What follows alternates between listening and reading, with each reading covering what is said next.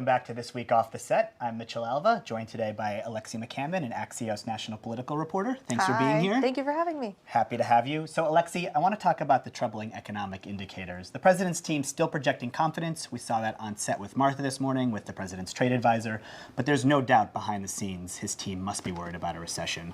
His team is definitely worried behind the scenes. A close Trump ally told Axios that he's sort of running out of tools to juice the economy. And without this positive public narrative they've been pushing on the economy, people close to him and Trump privately worry that that could cost him re-election concerns. One thing is clear that we know: presidents always get more credit than they deserve for a good economy and more blame than they probably deserve for a bad economy.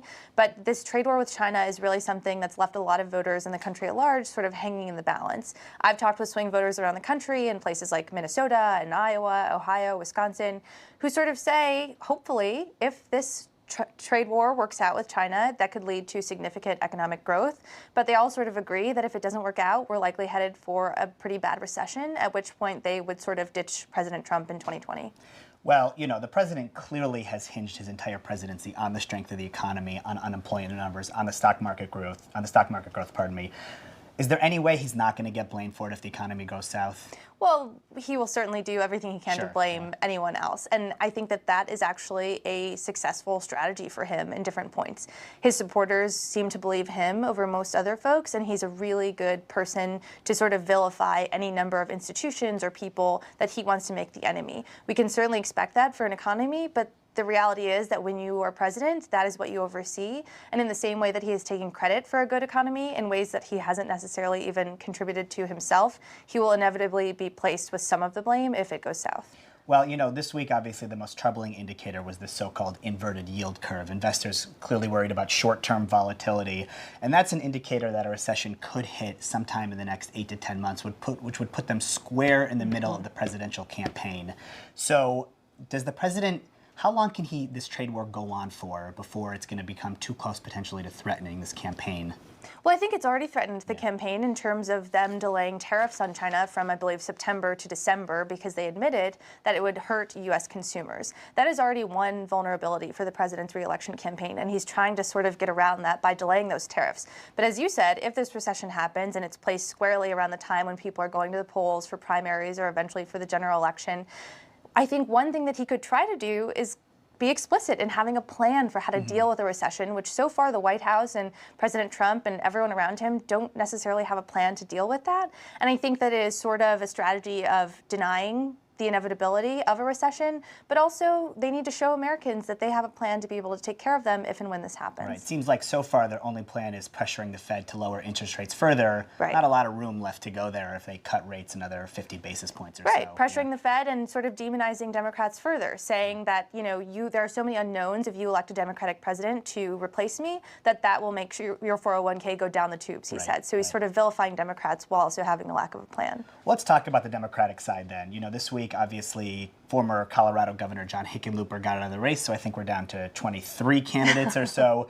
But the deadline to qualify for the ABC debate, the next Democratic debate, is just 10 days away. I think only 9 Democrats so far have qualified. So is this the end of the road for a lot of candidates if they don't make the debate stage in 10 days? I think it's really difficult to get off the ground and gain that momentum if you don't make the debate stage, especially in September when people are going back to school, folks are paying attention more to the race than they have been in the summer months.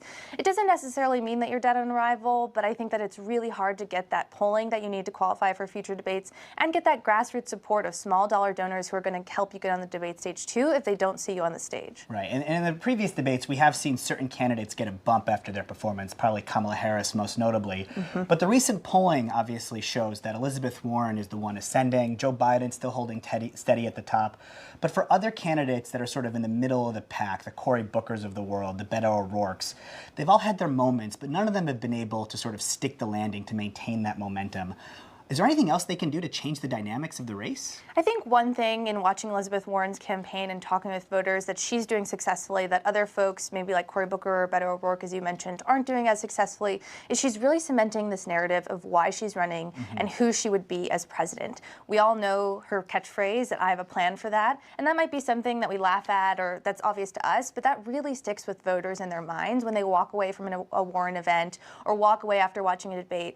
when there's so many different things happening, the one thing that sticks with them is why she's running for president and what she would do. And she has been relentless in that message discipline and pushing that message on voters in a way that someone like Beto O'Rourke just hasn't yet, because in fairness to him, he's been sort of taking a more not passive approach, but an approach that allows him to try different strategies early on. He did a sort of listening tour where he didn't have clear policy proposals and said he would sort of incorporate what he was hearing from voters into his eventual policies. That's fine and great, but it's not what other candidates were doing, and I think he took a bit of backlash for that. He's now doing another so-called campaign reset where he's not really focusing on Iowa and New Hampshire, which is conventional wisdom, but going to places— He's not polling well in those states either at the moment. Exactly, but he's instead going to places where there are more black and brown folks who have been marginalized or sort of left out from the larger conversation. Right. So that's an interesting strategy that could work out well for him, especially among voters of color, but it sort of remains to be seen whether or not that will be successful when voters are responding positively to someone like Warren, who has a clear plan and message. Well, Beto O'Rourke actually brings up an interesting example because he's explicitly turned down a Senate run, right? And this might have been the moment where if he thought he wasn't going to do well in the presidential race, after this horrific mass shooting in El Paso, it afforded him an opportunity maybe to go back to Texas. But he's turned down a Senate run. We know Stacey Abrams, who was just on this week, also turned down a Senate run in Georgia. John Hickenlooper kind of seems ambivalent about it. He mentioned it. Montana Governor Steve Bullock also doesn't seem so interested in running for Senate in Montana. I mean, do Democrats need these candidates to run for Senate if they have any chance of taking back the chamber? Democrats have a slate of pretty impressive candidates running in these so-called Trump country states, these states that are more red or purple, like Colorado, that they don't necessarily need these folks who have decided to run for president instead. I also think it's interesting that, you know, if you're running for president, you think that running for Senate is a waste of time. If you really care about the future of the country and the future of the Democratic Party, then I would assume you'd find value in being a senator just in the same way that you would find value in being a potentially failed presidential candidate. But it's a bad time to be a senator. I think Democrats especially recognize that. If Mitch McConnell continues to be majority leader after the 2020 election, it'll be an especially bad time for them because they know they will have severe limitations in what they can sort of get done and get passed. It certainly seems like not too many people interested in running for Senate. Probably tough for governors, too, to go from being an executive of their state maybe to serving as one of 100 in what used to be the world's greatest deliberative body. Let's turn to gun control real quick for our last topic. You know, the Democrats are still pushing forward on a bunch of proposals, but the president seems to be pivoting away from his promises on background checks and red flag laws to focusing, I know, right, as he did after Parkland, to focusing on mental health issues. Is he serious about getting reform done, or is this sort of he's been hearing from his supporters, hearing from the NRA, and now he's not interested anymore? I think that is more likely the case. As you mentioned, we've seen him back away from supporting background checks and different gun reform measures after he had breakfast with folks from the NRA, which is an interesting organization as we're looking ahead to elections. They have lost so much money, so much influence and clout, but among Republican lawmakers, they still have a lot of sway. The interesting thing that I'm watching, though, is that Republican voters in national polls across the country, including by 538, are more open to gun reform legislation than Republican lawmakers are in Congress. And that's something that I think if those calls for gun reform from Republican voters grow stronger and louder, Republican lawmakers, including the president, will have to answer to that. I don't see that happening anytime soon, especially as Democrats are calling for measures that, you know, folks on the right say are too far to the left. It will become another wedge issue between the parties that President Trump can try to capitalize on. But the reality is that these mass shootings, unfortunately, are happening with greater frequency. And if the president wants to do something serious about that, he has all the ability to do that. Well, that's the key question. Can anything get done unless the president twists the arms of Republican lawmakers? No. Yeah. Right. The House passed gun reform legislation that was spearheaded by Democrats. It has been stalling in the Senate because of Mitch McConnell and Republicans, but also because of President Trump, because he basically controls them. Well, on the Democratic side, several candidates out with new proposals to buy back assault weapons. Senator Gillibrand, on set with Martha earlier, talked about making it mandatory, and there could possibly be increased jail time for someone who doesn't give them back and uses it in a crime. So there's clearly a divide right now on the Democratic side, too, about the best way forward and concern about alienating moderate voters who may not be willing to go as far as people like Senator Gillibrand. Beto O'Rourke also sort of out with a proposal similar to that. Right. And I think the good thing is that we're at least having a comprehensive discussion about the way forward on gun reform and gun safety.